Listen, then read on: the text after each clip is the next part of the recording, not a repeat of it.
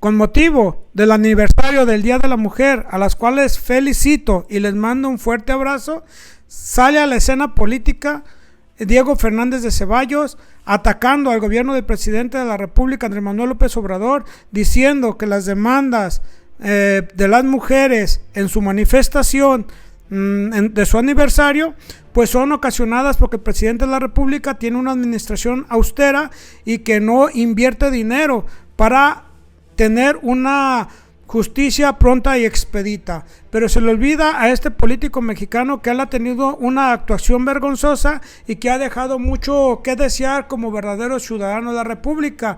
Pues miren, entre las iniciativas que como líder parlamentario del PAN apoyó en este periodo fue la copia estenográfica y posterior destrucción de las boletas electorales de la elección de 1988 que había dado el triunfo a Salinas de Gortari y que el PRD y un sector del PAN señalaban como fraudulentas, y así le permitió que quedara impune el fraude que le hicieron al ingeniero Cuauhtémoc Cárdenas.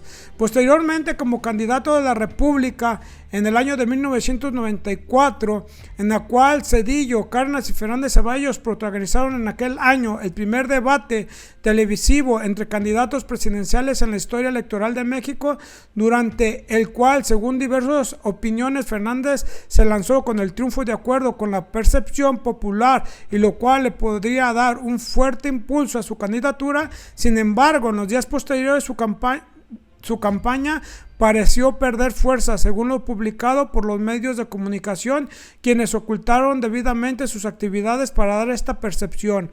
Años posteriores, esta versión fue confirmada por el propio Emilio Azcárraga Milmo, director de Televisa. Y es que en esa elección de 1994, pues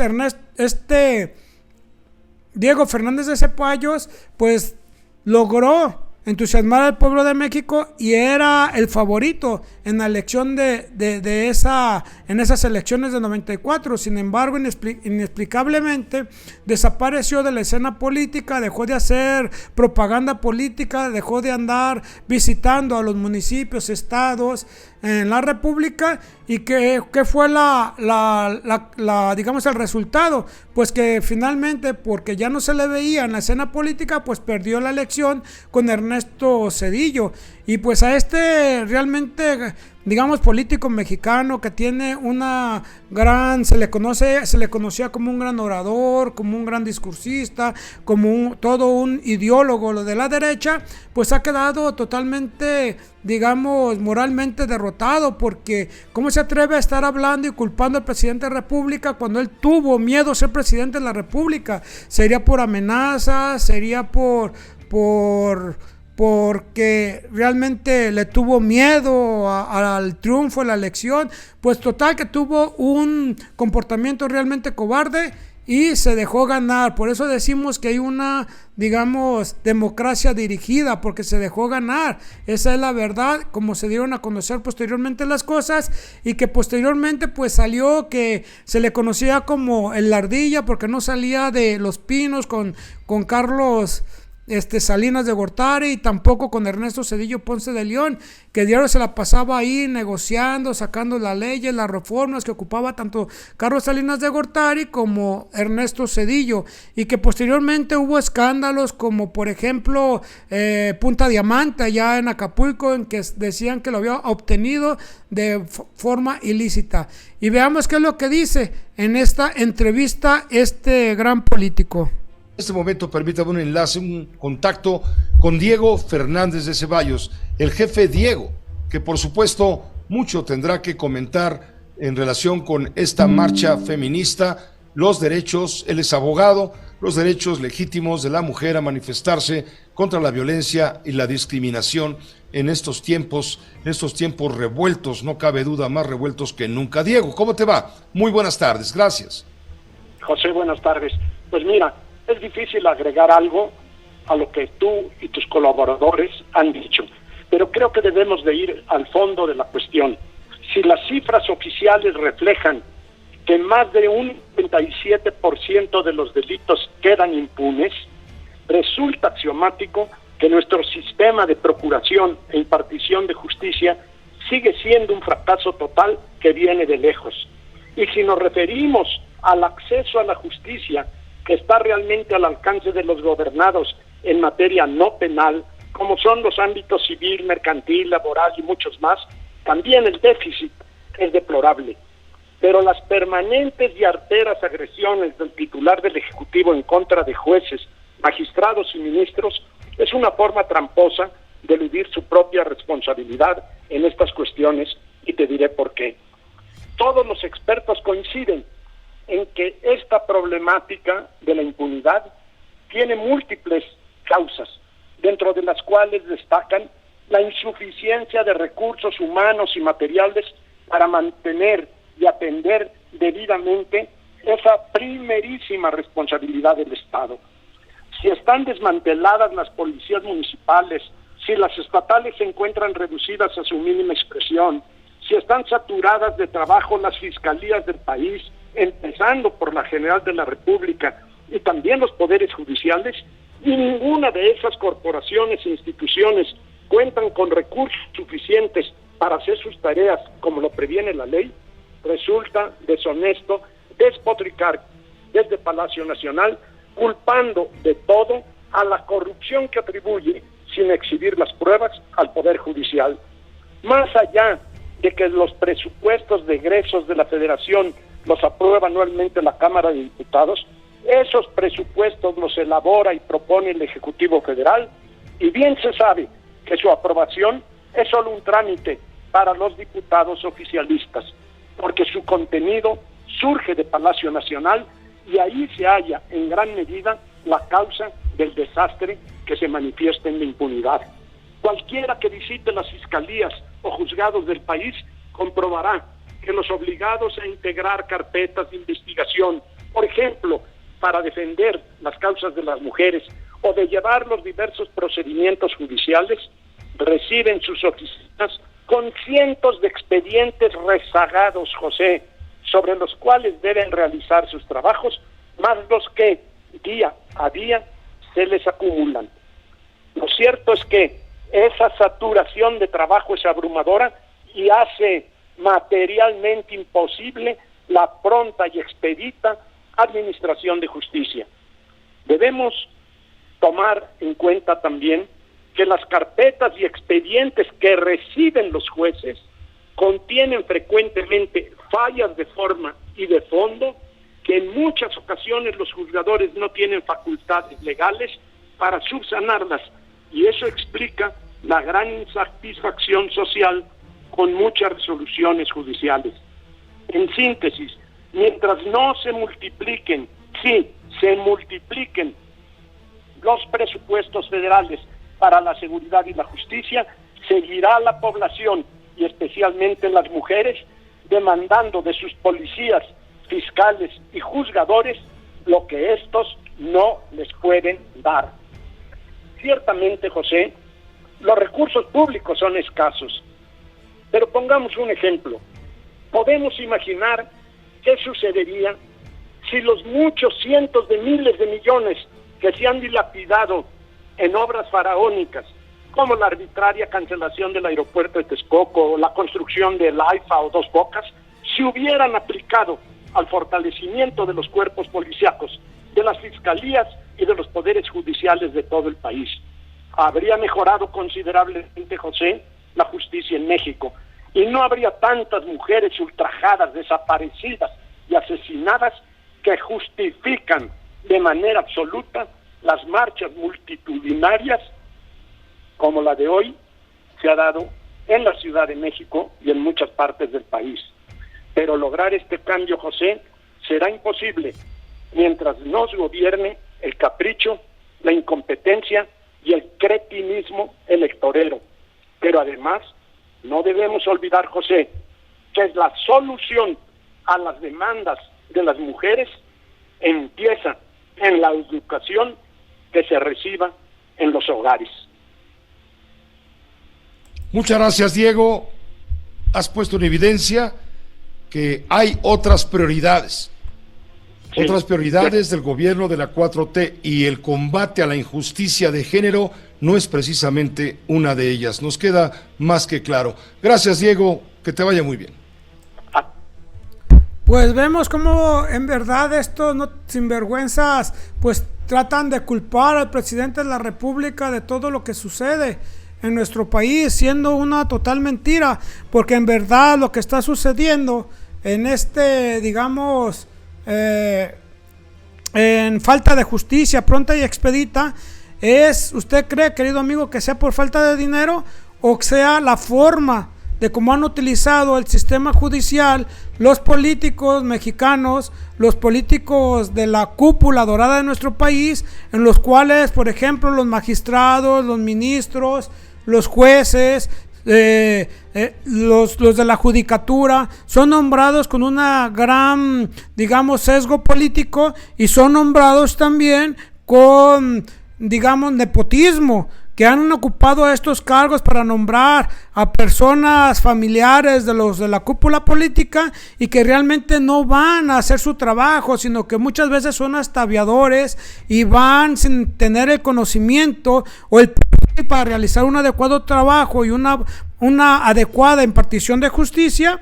Y que esto se ve tanto en la federación como en los estados, porque también en algunos estados quienes ponen, por ejemplo, a los magistrados, ministros, y ponen a los de las judicaturas estatales, pues son realmente los gobernadores de los estados, y utilizan estos cargos para poner a gente afín políticamente a sus intereses. Entonces, pues todo esto es una mentira, y incluso Diego Fernández de Ceballos ha violentado el sistema judicial porque ha sido un traficante de influencias. No ha permitido que los jueces o los ministros tomen decisiones adecuadas libremente, sin ningún sesgo político. Y veamos aquí cómo se les cae porque no quieren que se hagan obras a favor del pueblo de México.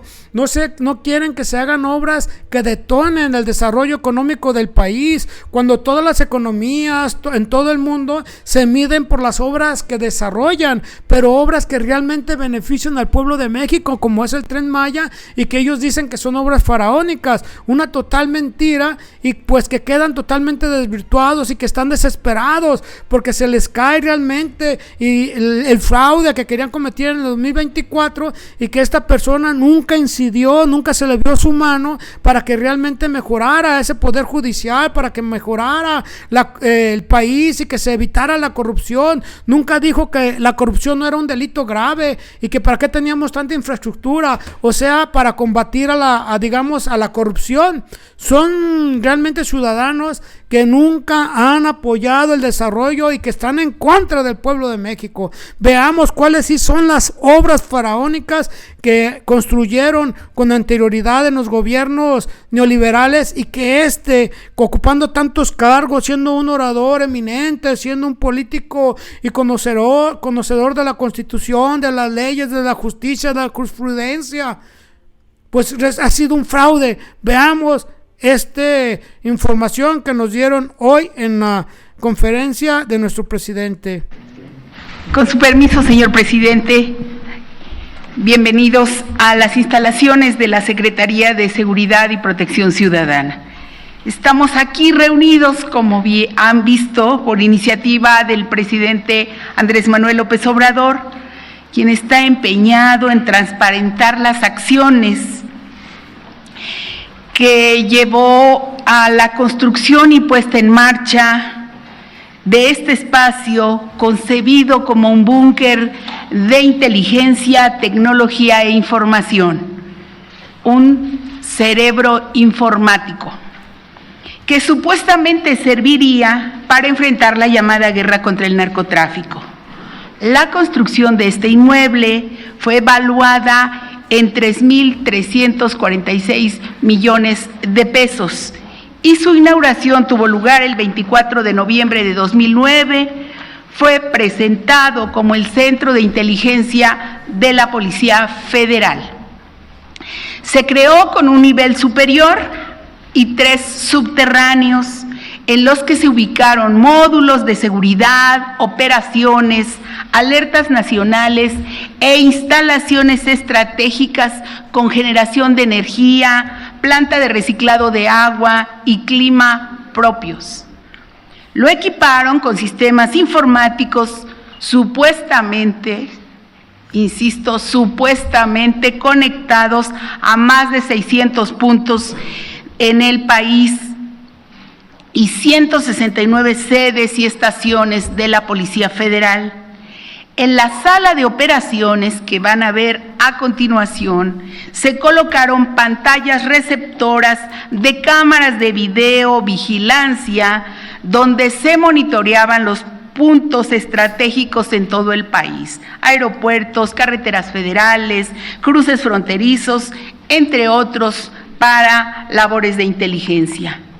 A través de las pantallas de monitoreo se tenían enlaces con equipos de vigilancia aérea para, según esto, realizar el seguimiento de operativos que supuestamente se realizaban en vivo, cuando en realidad eran grabaciones a destiempo. El megaproyecto no alcanzó su objetivo de integrar los sistemas nacionales en una sola base de datos. No hubo confianza de parte de las Fuerzas Armadas para mandar la información. Ahí están los centros de datos de las operaciones del pasado reciente. La realidad, como lo van a ver a continuación, este espacio era usado principalmente para que García Luna invitara a personajes de la vida pública, política, para demostrar la supuesta fuerza de inteligencia y el trabajo de la Policía Federal. Llenaron este centro de pantallas para apantallar.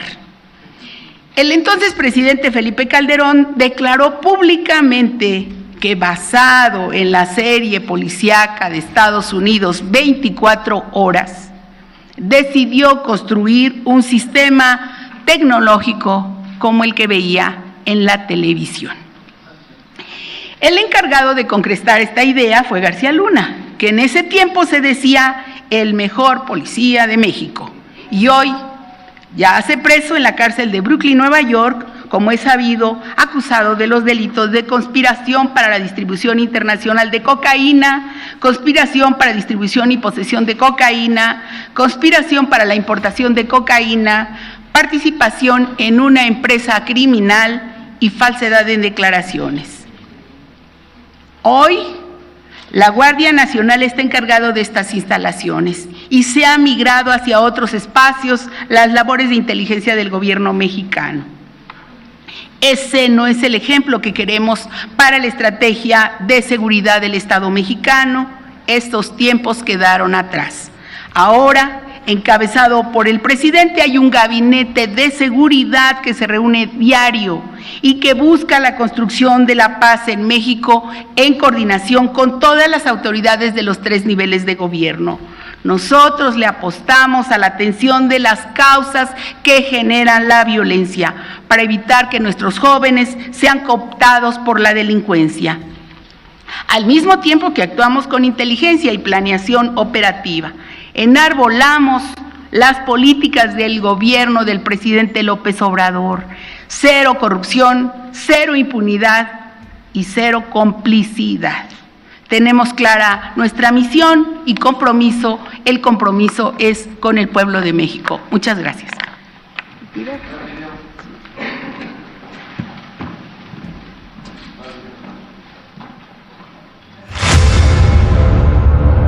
Acompañado de Genaro García Luna, el zar de la guerra contra el narcotráfico, Felipe Calderón Hinojosa inauguró el 24 de noviembre de 2009 el llamado Centro de Inteligencia de la Policía Federal, mejor conocido como el Búnker, una construcción de 3 pisos subterráneos, 10.580 metros cuadrados, que albergarían toda la base de datos de los sistemas nacionales y estatales para tener el control tecnológico de la inteligencia y el espionaje nacional. El Búnker pronto se convirtió en la síntesis de los delirios de grandeza de Genaro García Luna y de Felipe Calderón Hinojosa. pero también en uno de los proyectos más onerosos, opacos y fallidos de su sexenio. El búnker, como la estela de luz del Bicentenario, fueron símbolos de un gobierno faraónico que privilegió lo espectacular y lo violento por encima de lo eficaz. La construcción de este centro de inteligencia tuvo un costo de 3.365 millones de pesos en contratos otorgados de manera directa, sin licitación, a 29 empresas y 3 universidades. La mayor tajada de los contratos le correspondió a Teléfonos de México, con 1.252 millones de pesos, es decir, el 37% del presupuesto. La segunda empresa más beneficiada fue Tradeco Infraestructura, a la que se le pagaron 534 millones de pesos por la construcción del llamado edificio inteligente, que quedó incompleta. La transnacional Hewlett Packard recibió 309 millones de pesos por 10 contratos para instalar la infraestructura informática para la operación de la Plataforma México. La operación de la Plataforma México tuvo un costo de más de 4.294 millones de pesos entre 2007 y diciembre de 2012, según el libro blanco elaborado por la propia Secretaría de Seguridad Pública. El búnker es una mezcla de la paranoia al estilo hitleriano de García Luna y de su megalomanía.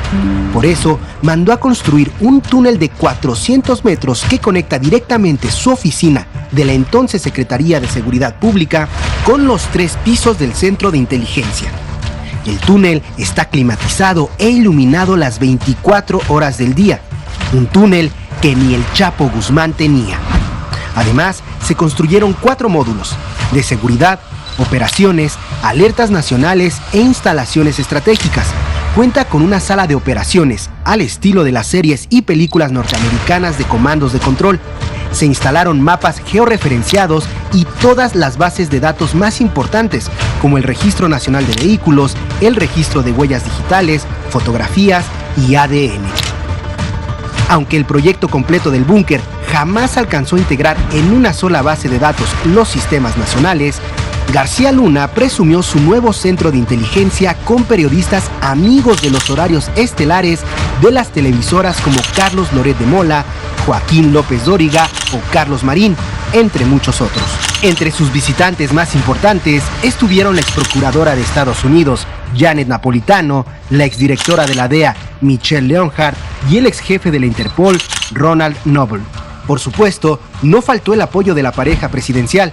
Felipe Calderón Hinojosa y Margarita Zavala acompañaron a García Luna a presumir la inauguración del búnker, justo cuando la DEA y otras agencias norteamericanas investigaban ya al superpolicía de ese sexenio por recibir millonarios sobornos del cártel de Sinaloa y de otros grupos delictivos.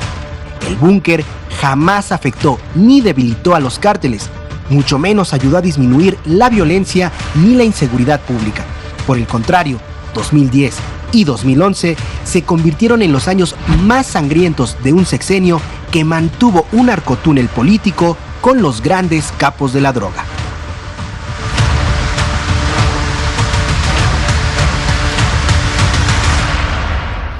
Pues esas son las obras faraónicas, querida familia, que hicieron en los gobiernos de donde emana este político. Y ese es un ejemplo de qué hicieron con el recurso público, obras faraónicas con recurso público a beneficio o al servicio de los delincuentes. Y otro ejemplo es, por ejemplo, lo que sucedió en el caso del chino Chen Che-gong, ya que le incautaron 275 millones de dólares y nada más declararon 205 millones de dólares. Los servidores públicos de Felipe Calderón desaparecieron 70 millones de dólares, y de esos 205 millones de dólares se dijo que se habían distribuido tanto a municipios como a estados para invertirlos en seguridad pública y para invertirlos en, digamos, en edificios para la recuperación de las personas que tenían algún vicio de estupefacientes, lo cual en el gobierno del presidente Andrés Manuel López Obrador se hizo una investigación y resulta que en realidad no se hizo ninguna inversión en esos campos y está ese dinero desaparecido. Y también otro ejemplo es de que no falta dinero, por ejemplo, son los fideicomisos que tiene la Consejería Jurídica del Ejecutivo Federal, la Suprema Corte de Justicia, el Tribunal Electoral del Poder Judicial de la Federación, fideicomisos que tienen para beneficio de los servidores públicos de estas instituciones por más de 35,000 millones de pesos. Pues queda totalmente desvirtuado que no es falta de dinero, sino que es la corrupción, el influyentismo y la nepotismo los que han hecho daño en el sistema jurídico de nuestro país, y por eso es necesaria una reforma. Pues queridos amigos, están ustedes bien informados, suscríbase, regáleme su like, comparta, nos vemos, hasta la próxima, adiós.